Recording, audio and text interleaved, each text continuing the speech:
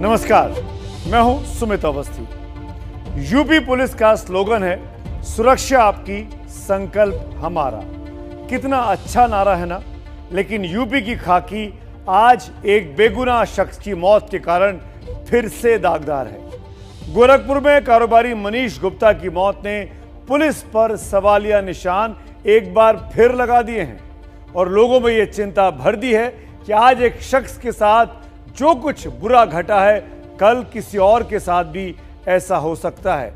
और मैं बार बार इसको फिर कह रहा हूं, उसकी बहुत बड़ी वजह यह है कि आज 1 साल पूरा हो रहा है हाथरस में मासूम बच्ची के साथ जो हुआ उस घटना के। उसके ठीक 1 साल के बाद वही घटना रिपीट हो रही है। पुलिस की बर्बरता की इस बार जगह हाथरस की बजाय गोरखपुर है। और यही वजह है कि आज गोरखपुर कांड की खबर को 80% लोगों ने अपनी वोटिंग के साथ सबसे पहले नंबर पर देखना चाहा है। आज इंडिया ये जानना चाहता है कि आखिर होटल में आधी रात को सो रहे एक कारोबारी के साथ जो हुआ वो क्यों हुआ और कैसे हुआ। इस पर कार्रवाई वाकई में होगी क्या। वहीं इंडिया के दर्शक ये भी जानना चाहते हैं कि पंजाब में क्या चल रहा है और क्या सिद्धू पर आम आदमी पार्टी डोरे डाल रही है। और तीसरे नंबर पर खबर आ जाई है इस बारे में कि पश्चिम बंगाल के भवानीपुर में ममता बनाम प्रियंका की जो लड़ाई थी उसका मिजाज क्या है, किसका डंका वहां पर बजने वाला है। लेकिन जिस खबर को इंडिया ने 80% के करीब वोट दिए हैं, आज शुरुआत उसी खबर से करेंगे क्योंकि आप सबकी पहली पसंद यही है। कानपुर के कारोबारी मनीष गुप्ता के साथ गोरखपुर पुलिस ने जो किया उस पर यूपी की राजनीति सुलग रही है। मेरे पीछे आप जो तस्वीर देख रहे हैं ये मनीष गुप्ता की तस्वीर है। ये कानपुर के रहने वाले हैं, कानपुर में परिवार के साथ रहते हैं, बिजनेस करते हैं। एक काम के सिलसिले में गोरखपुर गए थे। गोरखपुर वो इलाका जहां पर इनके साथ ज्यादती हुई गोरखपुर की पुलिस के द्वारा की गई। आज कानपुर में एक तरफ मनीष का अंतिम संस्कार हुआ तो दूसरी तरफ राजनीतिक हाहाकार भी मचा हुआ है। मुख्यमंत्री योगी आदित्यनाथ ने पीड़ित परिवार से मुलाकात की तो पूर्व मुख्यमंत्री अखिलेश यादव मनीष के घर पहुंचे, उन्होंने भी परिवार से मुलाकात की। लेकिन सवाल यह है कि मनीष को इंसाफ मिलेगा या इंसाफ के नाम पर इस चुनावी मौसम में सिर्फ सियासत ही होगी। देखिए मेरे सहयोगी संजय त्रिपाठी की एक्सक्लूसिव रिपोर्ट।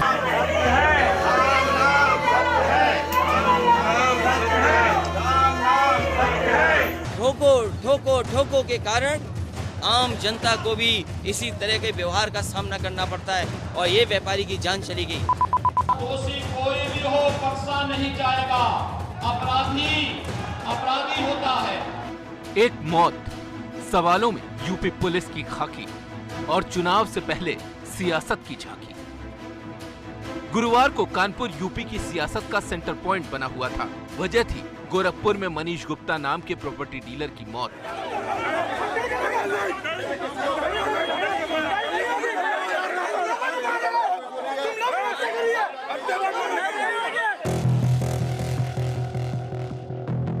आरोप है कि मनीष की मौत पुलिस पिटाई के चलते हुई। चुनाव से पहले विपक्ष को सरकार के खिलाफ एक बड़ा मुद्दा मिल गया।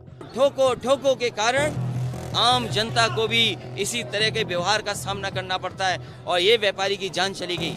इसे समाजवादी पार्टी की मांग है कि इसकी जांच हो। पीड़ित परिवार के लिए इंसाफ की आवाज अब चुनावी मुद्दा बन गई है। दरअसल ये मामला मुख्यमंत्री के गृहनगर गोरखपुर का है। आरोपों के घेरे में गोरखपुर की पुलिस है। पुलिस का मामले को रफा दफा करने वाला रवैया है। मुकदमा होने के बाद आपको अंदाजा नहीं है, मुझे पता नहीं कि आपको पता नहीं कि सालों तक कोर्ट में ये है कि ये मामला बेहद गंभीर है और चुनाव से पहले कानून व्यवस्था के राज का दावा करने वाली सरकार के लिए भी ये घटना मुश्किलों का सबब बन सकती है। खुद मुख्यमंत्री योगी आदित्यनाथ ने इस घटना में कड़ी कार्रवाई के निर्देश दिए हैं। यही नहीं, सीएम ने अपने कानपुर दौरे में न सिर्फ परिवार से मुलाकात कर नौकरी और मुआवजा देने का वादा किया बल्कि दोषियों पर कड़ी कार्रवाई के वादे को भी दोहराया है। मैंने उसी दिन गोरखपुर पुलिस को कहा था कि इसमें तत्काल मुकदमा दर्ज होना चाहिए और दोषी कोई भी हो बख्शा नहीं जाएगा, अपराधी होता है। सीएम साहब ने मुझे पूरा आश्वासन दिया है और मैं उनकी सारी चीज़ों से बहुत ही संतुष्ट हूँ। उन्होंने मेरे केस की गंभीरता को देखते हुए पहले अपने मन से ही बोल दिया कि केस को कानपुर में ट्रांसफ़र करते हैं और यहाँ पे एक अलग टीम नियुक्त करते हैं।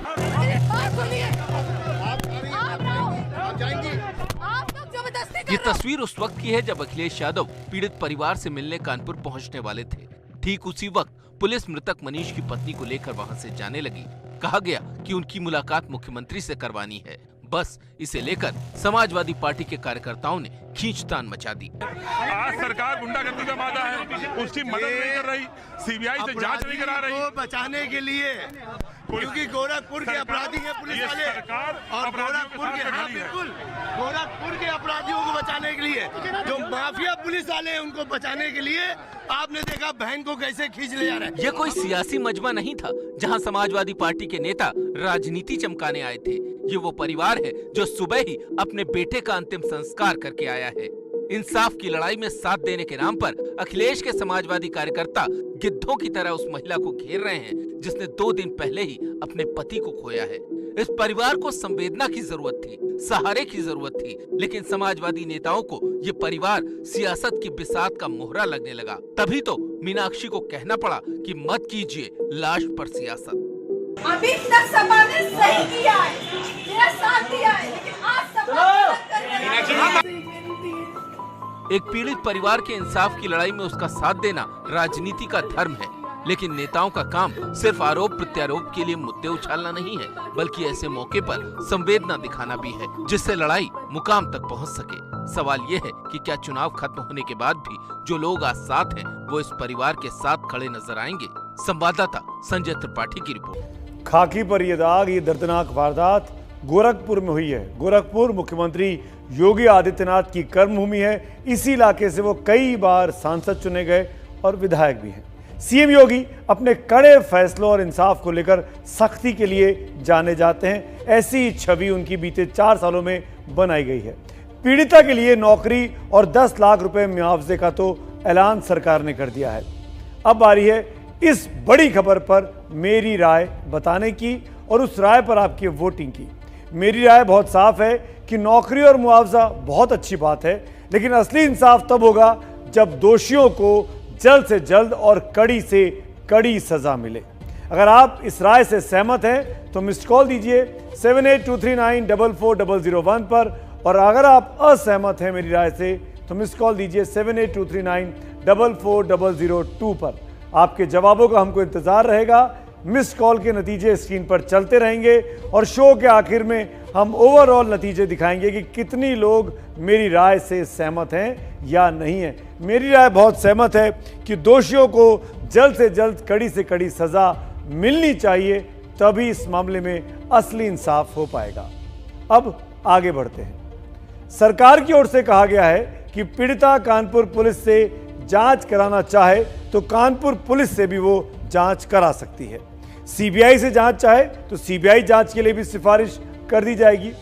अब आप ये जान लीजिए कि सोमवार को आधी रात के बाद गोरखपुर के होटल कृष्णा पैलेस के कमरा नंबर 512 में हुआ क्या था जिसने यूपी पुलिस पर इतना बड़ा दाग लगा दिया। 27 सितंबर 2021, जगह होटल कृष्णा पैलेस गोरखपुर, कमरा नंबर 512। गोरखपुर के होटल के इस कमरे में ठहरे थे कानपुर के रहने वाले मनीष गुप्ता। उनके साथ थे उनके 2 दोस्त हरप्रीत सिंह और प्रदीप। आधी रात में उनके कमरे का दरवाजा खटखटाया गया और कुछ पुलिस वाले अंदर घुस आए। पुलिस वालों ने उनसे आईडी मांगी। इसके बाद पुलिस वालों ने कमरे की तलाशी लेनी शुरू कर दी। यही वो वक्त था जब मनीष गुप्ता ने अपने रिश्तेदार दुर्गेश को फोन किया। लोगों ने चेकिंग करने का प्रॉपर उनको मौका दिया। उन्होंने चेक भी किया। चेक करने जब उनकी आपस में ऐसी ही बहस हो गई, तब उन्होंने क्या किया, जो रिंकू लड़का था उसको थप्पड़ मारा। फिर मनीष जी बोले सर ऐसे मार कैसे रहे हैं आप, तो उनको ले जा करके थाने ले जाने की कोशिश करने लगे। उसी समय मेरी बातचीत हो रही थी उनसे। हम आपको सुनाते हैं मनीष की आखिरी बातचीत। ये लोग आप क्या कर रहे हैं? ये लोग हम लोग सो रहे थे, अचानक से आए हैं, सारी चीजें क्या कह रहे हैं? भैया यहाँ रूम में क्या करने आए? दुर्गेश बेटा। जी जी, किस थाने से हैं लोग? सर किस थाने से आप लोग? कौन सा? रामगढ़ताल। नहीं तो चेकिंग किस लिए कर रहे हैं? अचानक से होटल में क्यों आए? बात कराइए जरा। रेगुलर चेकिंग जी। अब बात खराब हो रही है। क्या कह रहे हैं लोग? हम लोग को थाने ले जाता बिना किसी को। रुकिए, मैं बात कर रहा हूँ एसपी से। इसके बाद फोन कट गया। परिवार का आरोप है कि इसके बाद पुलिस ने मनीष की इतनी पिटाई की कि वो बेहोश हो गया। वो लोग बहुत बदतमीजी से पुलिस वाले बात कर रहे थे, तो उन्होंने रिप्लाई किया, क्या हम आतंकवादी दिखते हैं? तो वो गुस्सा आ गया, उन्होंने रूम की तलाशी वगैरह ली। उसके बाद भी उन्होंने बदतमीजी से कुछ जवाब दिया, तो इन लोग ने ये बोला कि अभी भी आपको शांति नहीं मिली है। अब तब उन्होंने जाकर मनीष को मारना शुरू कर दिया। परिवार वाले लगातार फोन करते रहे, लेकिन मनीष की मौत की जानकारी पुलिस ने नहीं दी। बार बार यही कहते रहे कि उन्हें चोट आई है और वो अस्पताल में भर्ती है। जहाँ हॉस्पिटल में लेके गए थे, आई थिंक सो वहाँ पे डेथ घोषित कर दिया गया। फिर बोले कि मेडिकल कॉलेज लेके जाइए। मेरे एसओ को मैंने फ़ोन किया, तो एसओ ने मेरे से ये बताया था कि सर अभी उनका इलाज मेडिकल कॉलेज में चल रहा है। जब मैंने पता किया तो मेडिकल कॉलेज में कोई भी इलाज नहीं चल रहा था, ना वहाँ वो पहुँचे थे। पुलिस की कोशिश इस मामले को रफा दफा कर आरोपी पुलिस वालों को बचाने की थी, लेकिन परिवार के कड़े रवैये के चलते पुलिस को केस दर्ज करना पड़ा। और अब इस मामले के तूल पकड़ने से गोरखपुर पुलिस पर भी सवाल खड़े हो रहे हैं। पुलिस की जातियों की स्टोरी कई बार आपने देखी है, सुनी है, और एबीपी न्यूज़ भी लगातार तमाम कहानियों से ऐसे ही पर्दाफाश करता है। दरअसल 15 साल पहले सुप्रीम कोर्ट ने पुलिस रिफॉर्म की बात कही थी। आज भी पुलिस रिफॉर्म की फाइलें बंद बक्से में कैद है। उत्तर प्रदेश देश का सबसे बड़ा राज्य है, इसीलिए यह जरूरी है कि यहाँ पुलिस का चेहरा बेहतर, उदार और लोगों में भरोसा जगाने वाला हो, ना कि खौफ पैदा करने वाला। लेकिन होता बिल्कुल उल्टा है। इतना उल्टा कि अदालतों तक न कई बार माथा पीट लिया, तो कई बार पुलिस को कड़ी फटकार भी अदालत को लगानी पड़ी है। 2 साल पहले मैनपुरी में नाबालिग छात्रा की स्कूल परिसर में संदिग्ध हालत में मौत हो गई थी। अदालत ने माना कि पुलिस की लापरवाही से मामला बिगड़ा है। सुनवाई के दौरान इलाहाबाद हाईकोर्ट ने कहा कि पुलिस हथियारों को बरामद करने की जगह खुद प्लांट करती है। अदालत पुलिस की हरकतों से कितना खिन्न थी, उसको इस बात से समझिए कि माननीय हाईकोर्ट ने बेहद मार्मिक टिप्पणी की थी। अदालत ने पुलिस से कहा कि पैसा ही सब कुछ नहीं होता, स्वर्ग कहीं और नहीं है, सबको कर्मों का फल यही भुगतना पड़ता है। जौनपुर के बक्सा थाना क्षेत्र में जब पुलिस हिरासत में एक शख्स की मौत हो गई, तो इलाहाबाद हाईकोर्ट ने जांच सीबीआई को दे दी। अदालत ने यूपी पुलिस पर बड़ा सवाल उठाते हुए कहा कि जब पुलिस के अधिकारी और खुद थाना इंचार्ज ही आरोपी हैं, तो पुलिस से न्याय की उम्मीद नहीं की जा सकती। जब माननीय अदालतों को यूपी पुलिस से इंसाफ की उम्मीद नहीं दिखती, तो आम आदमी को कैसे इंसाफ मिलेगा? अब गोरखपुर की इस वारदात को ही ले लीजिए। पुलिस ने पहले इस मामले को दबाने की कोशिश की, कहा मौत गिरने से हुई है। राज्य के एडीजी लॉ एंड ऑर्डर ने भी ऐसी ही एक थ्योरी दे दी। वायरल वीडियो में गोरखपुर के डीएम और एसएसपी पीड़ित परिवार पर रिपोर्ट दर्ज ना कराने का दबाव बनाते साफ दिखाई देते हैं। यानी 3 बड़े अधिकारी एडीजी, डीएम और एसएसपी मामले को किसी न किसी तरीके से रफा दफा करते सुनाई दिए, दिखाई दिए। साफ है कि आरोपी पुलिस वालों को पूरा स्थानीय महकमा बचाने की कोशिश में जुटा था और कुछ हद तक जुटा दिखाई देता भी है। लेकिन सोशल मीडिया के इस दौर में तस्वीरों के साथ सब कुछ अब बाहर आ गया है और प्रशासन को मुख्यमंत्री के दबाव में आखिरकार कार्रवाई करनी पड़ी। योगी एक्शन में है, पुलिस अभी भी अपने आप को ना मासूम बता रही है। अब ऐसे में कोई कैसे यूपी पुलिस पर यकीन कर पाएगा? मेरे सहयोगी पंकज झा और संजय त्रिपाठी की ये रिपोर्ट देखिए। टोटली में मेरे हस्बैंड का खून हुआ है, पुलिस वाले। माथे पर जख्म, हाथ पर घाव, हर तरफ बहता खून, कोई भी इसे देखकर दहल जाए। मैंने मनीष को देख कर मुझे उनको बहुत दिक्कत हुई, क्योंकि उनकी बॉडी में बहुत सारे घाव के निशान थे जो मैंने आप लोग के साथ शेयर करा है। पहली नजर में देखकर ही कोई भी बता सकता है कि ये चोटें पिटाई की वजह से आई हैं, लेकिन गोरखपुर के कप्तान साहब की थ्योरी कुछ और ही थी। थाना रामगढ़ ताल की पुलिस एक होटल में गई। वहाँ पर एक कमरे में 3 युवक संदिग्ध अलग अलग शहरों से आए थे जो ठहरे थे। इस सूचना पर पुलिस ने होटल मैनेजर को साथ में लेकर कमरे की चेकिंग करने गई, जहां पर हड़बड़ाहट में एक युवक की कमरे में गिरने से चोट लग गई। बीआरडी में दौरान इलाज उस युवक की मृत्यु हो गई। ADG law and order Prashant Kumar की कहानी इससे थोड़ी अलग थी। वहाँ एक कमरे में 3 व्यक्ति थे। 2 व्यक्तियों ने अपनी पहचान पत्र दिखाई। तीसरा व्यक्ति वहाँ से उसके पास संभवतः कोई आइडेंटिटी प्रूफ नहीं था और उसने भागने का प्रयास किया और उस दौरान गिरने से उसे चोट आई, जिसे उपचार के लिए ले जाया गया अस्पताल, जहां पर उसकी मृत्यु हो गई। 2 अधिकारी 2 थ्योरी, यानी जांच से पहले ही सिर्फ पुलिस वालों के बयान के आधार पर पूरा केस तैयार कर लिया गया। अब जरा मनीष की पोस्टमार्टम रिपोर्ट क्या कहती है वो भी देख लीजिए। मौत की वजह एंटी मॉर्टम इंजरी यानी मरने से पहले लगी चोट है। सिर और चेहरे पर गहरी चोट है। शरीर के ऊपरी हिस्से में छोटी चोटों के निशान हैं और कोहनी के पास खुला हुआ गहरा जख्म है। अब सवाल यह है कि क्या इतनी चोटें गिरने से आ सकती हैं? इसका जवाब तो पुलिस ही ज्यादा बेहतर दे सकती है, पर कहानी सिर्फ इतनी भर नहीं है। एक आम आदमी के लिए इंसाफ की लड़ाई वैसे ही आसान नहीं है, और उस पर अगर लड़ाई उन पुलिस वालों के ही खिलाफ हो जिन पर इंसाफ दिलाने की जिम्मेदारी है, तो वो और मुश्किल हो जाती है। एक बार मुकदमा होने के बाद आपको अंदाजा नहीं है, मुझे पता नहीं कि आपको पता नहीं, सालों तक कोर्ट में ये वायरल वीडियो देखिए जिसमें गोरखपुर के डीएम विजय किरण आनंद और SSP Vipin Tada BRD police चौकी के बंद कमरे में परिवार को समझाते हुए नजर आ रहे हैं कि मुंह बंद रखने में ही भलाई है। एक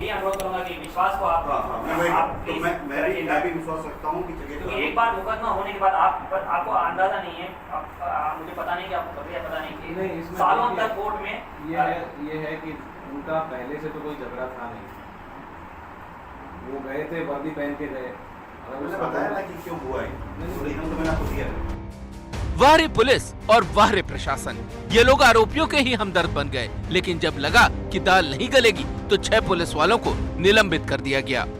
यहाँ से कल यही निर्देश दिए गए हैं कि दोषी व्यक्तियों को किसी भी हालत में बख्शा न जाए। अब सवाल ये है कि जांच में होगा क्या, क्योंकि जिस कमरे में वारदात हुई उसे घटना के बाद साफ करा दिया गया, सारे सबूत मिटा दिए गए, खून के निशान भी मिटा दिए गए, सीसीटीवी की जो फुटेज थी वो भी पुलिस वाले अपने साथ लेकर चले गए। अब ऐसे में इस आरोप को साबित कैसे करेगी पुलिस? परिवार ने 6 पुलिस वालों पर हत्या का आरोप लगाया है। निलंबन भी 6 पुलिस वालों का ही हुआ है, लेकिन रिपोर्ट में सिर्फ 3 पुलिस वालों का ही नाम है। अब सवाल ये है कि 6 पुलिस वालों को निलंबित किया गया तो रिपोर्ट में सिर्फ 3 पुलिस वालों के नाम क्यों? जो एफआईआर मृतक की पत्नी के द्वारा थाने में दिया गया था उसमें 3 लोग नामजद हैं और 3 अज्ञात लोग हैं, और उसी तहरीर पे उसके कंप्लेन पे ही आदेश एफआईआर करने के हुए हैं और उन्हीं लोगों के विरुद्ध एफआईआर किया गया है। उन्होंने कहा नाम हटा दीजिए, सिर्फ 2 का नाम दीजिए। हमने कहा नहीं, 3 का नाम हमें कंफर्म है, जो वहाँ से हमें पता चल रहा है रिकॉर्डिंग में है वो नाम, तो हम वो 3 नाम तो रखेंगे ही।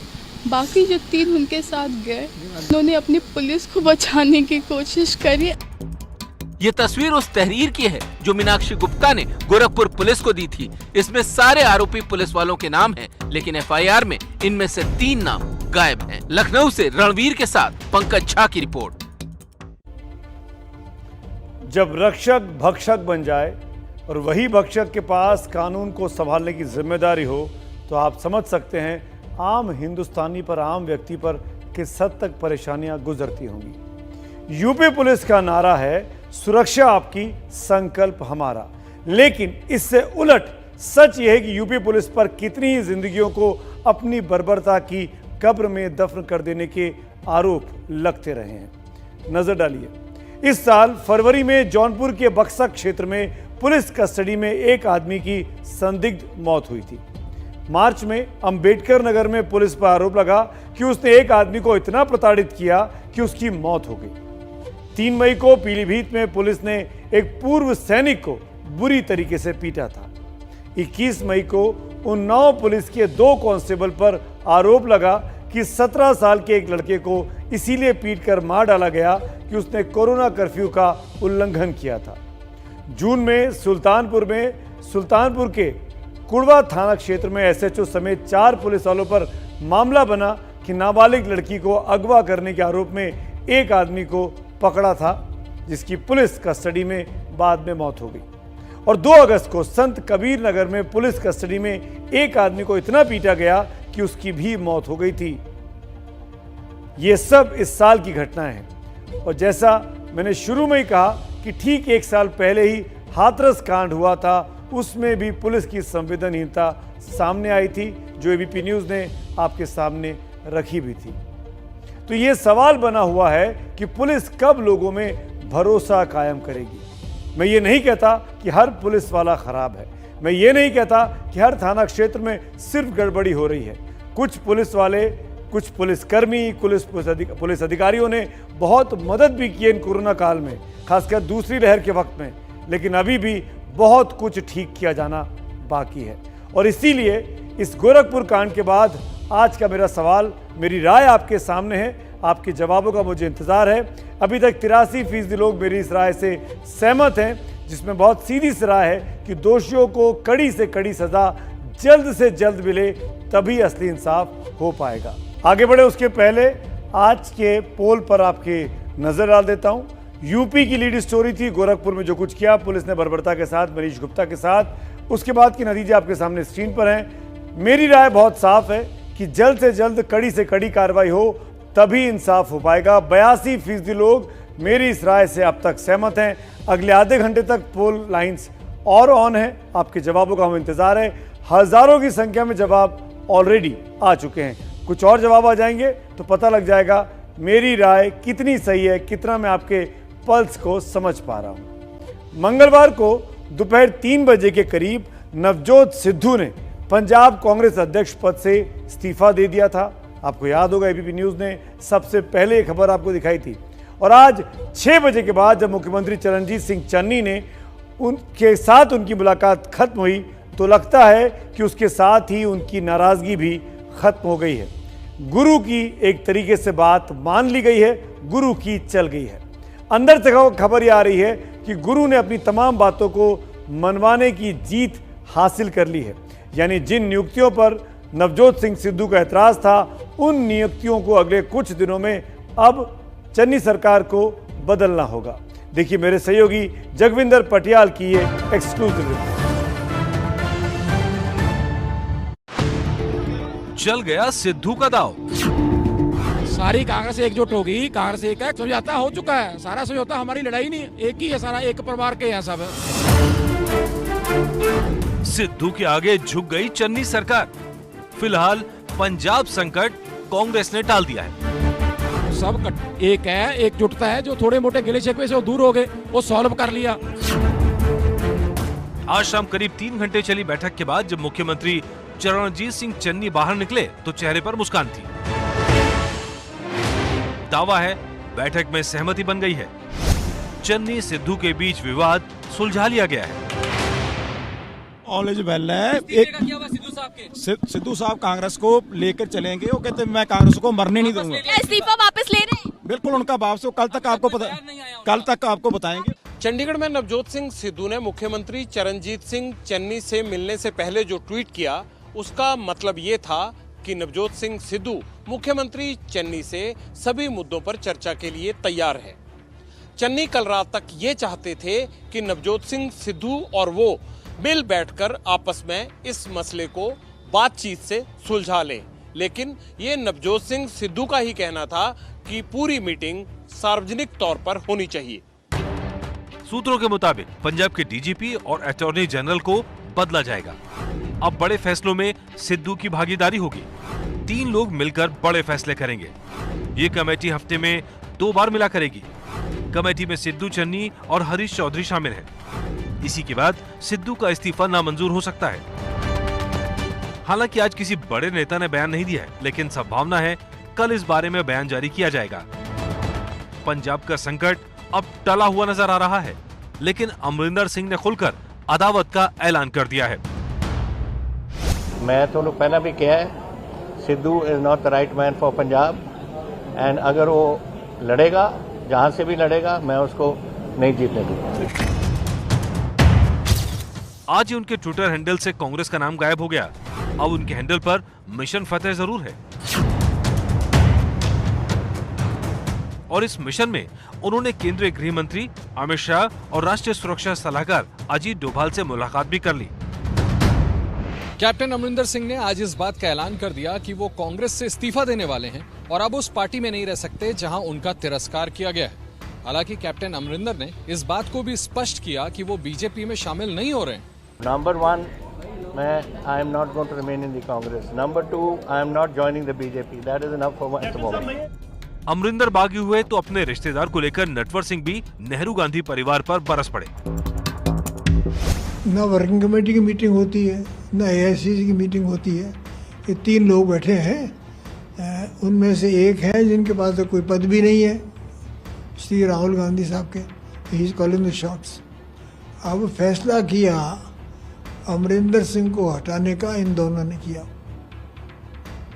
भाई इतना बड़ा, इतने दिन से सीनियर आदमी है कांग्रेस के अंदर, 52 साल से पॉलिटिक्स के अंदर है, आप ये करते हैं। दूसरी तरफ बीजेपी लगता है अमरिंदर से आगे दूसरा शिकार ढूंढ रही है।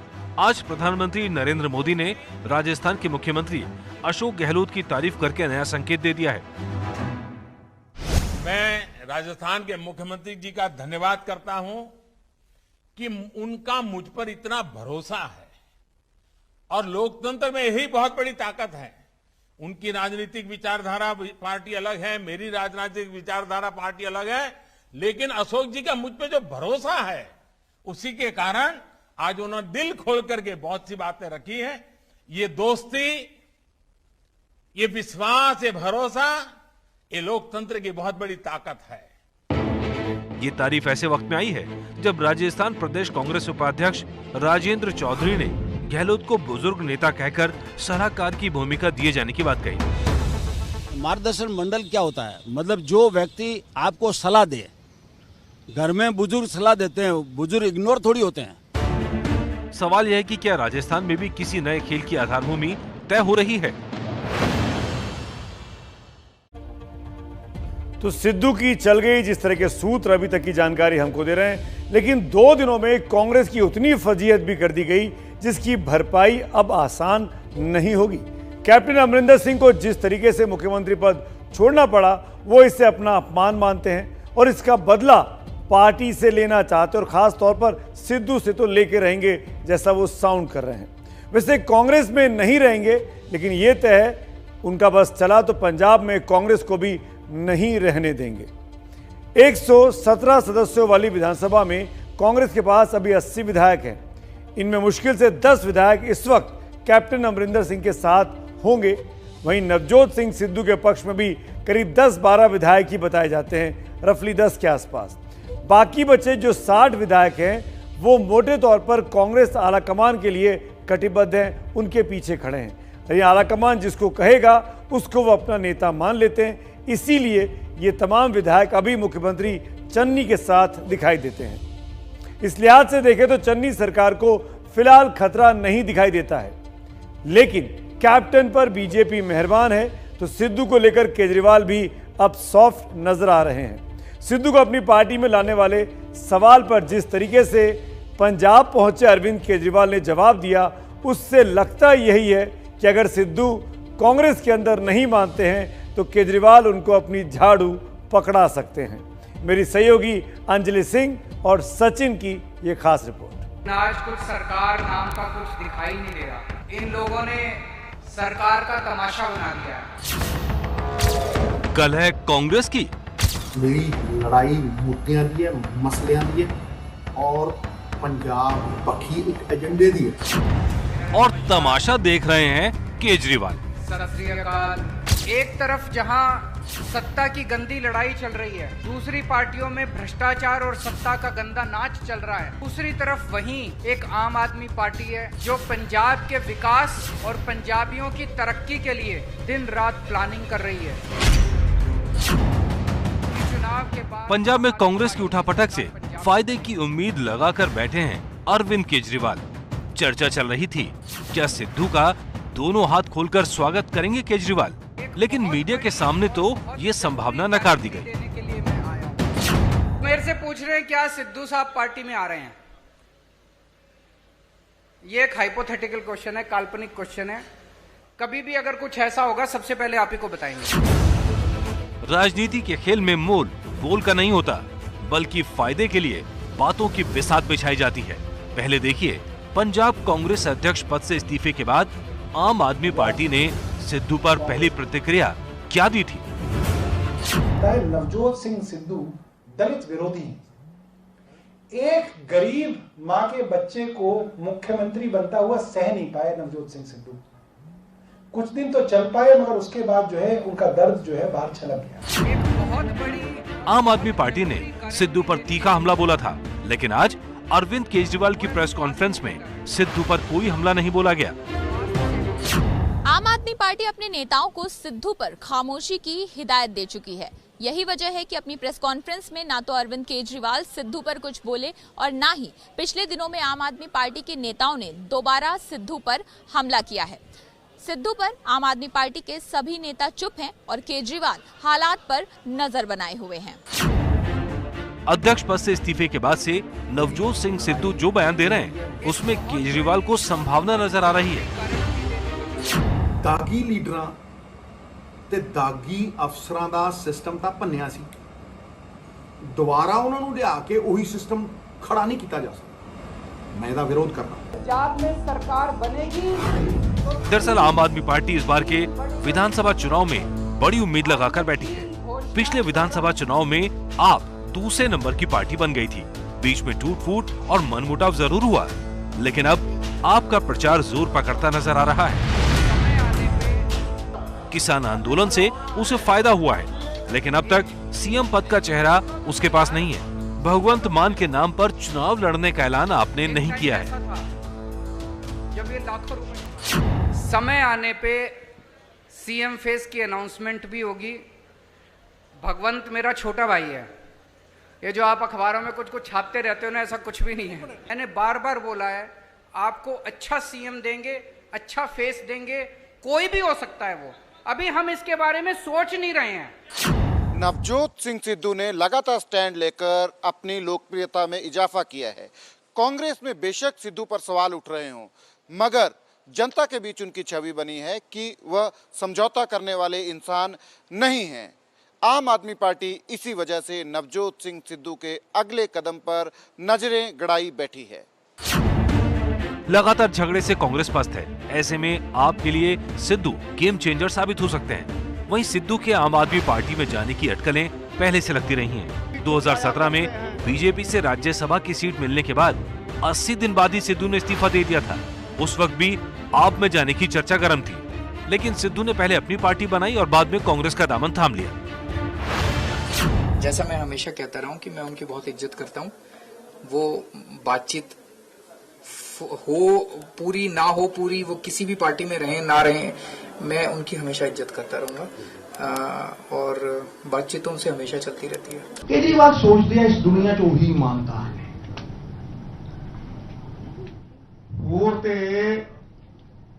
ये ਉਹਨਾਂ ਦਾ ਹੀ ਕਾਪੀਰਾਈਟ है, और तो दुनिया च ईमानदार है ही कोई। चुनाव से पहले फिर हालात बदल गए हैं। बदले हालात में कांग्रेस के साथ साथ केजरीवाल की निगाहें भी नवजोत सिंह सिद्धू के ऊपर लगी हैं। नवजोत सिंह सिद्धू ने कल एक वीडियो जारी किया था और कहा था कि वो उसूलों की लड़ाई लड़ रहे हैं, और लगता है कि नवजोत सिद्धू के उसूलों वाली लड़ाई को अब आला कमान ने भी मान लिया है, समझ लिया है। बहुत जरूरी बात, कोरोना से बचाव के लिए आपको मास्क जरूर पहनना है और इसके लिए दूसरों का भी हौसला बढ़ाना है। एबीपी न्यूज़ तो दूसरी लहर के वक्त से ही #MaskUpIndia नाम की मुहिम चला रहा है। आप इसका हिस्सा बन सकते हैं। बहुत आसान सा काम है।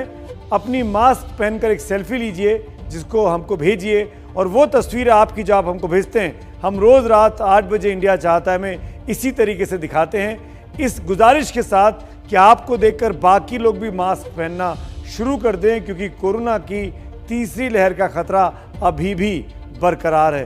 तो मास्क ज़रूर पहने। और अब बात उस शब्द की जिसको आज सुबह सबसे पहले मैंने ट्विटर पर पोस्ट किया, और वो शब्द है मिलन। इस पर संगीता यादव का पोस्ट आया है, बंधन ऐसा बंधा कि रूह से रूह का मिलन हो जाए, तू सोचे मेरा नाम और मेरे दिल को खबर हो जाए। सचिन चारण ने ट्वीट किया है, तेरे मेरे मिलन का कुछ ऐसा अनूठा मंजर होगा जैसे रेगिस्तान की तलब मिटाने आई हो बेमौसम बारिश कोई। किसी से मिलना और मिलन होना दोनों में अंतर है। आप दुनिया में सैकड़ों हजारों लोगों से रोज मिलते होंगे, लेकिन ये बस एक मुलाकात भर होती है। लेकिन मिलन तब होता है जब दिल जुड़ते हैं। वैसे मिलन शब्द से याद आया, आज मशहूर डायरेक्टर ऋषिकेश मुखर्जी का जन्मदिन है। उनको हमारी तरफ से विनम्र श्रद्धांजलि। ऋषिदा ने उस युग में जब हिंसा एक्शन का दौर था, तब रिश्तों के मिलन, उसकी गुदगुदाहट, उनके दर्द को सिल्वर स्क्रीन पर दिखाया था।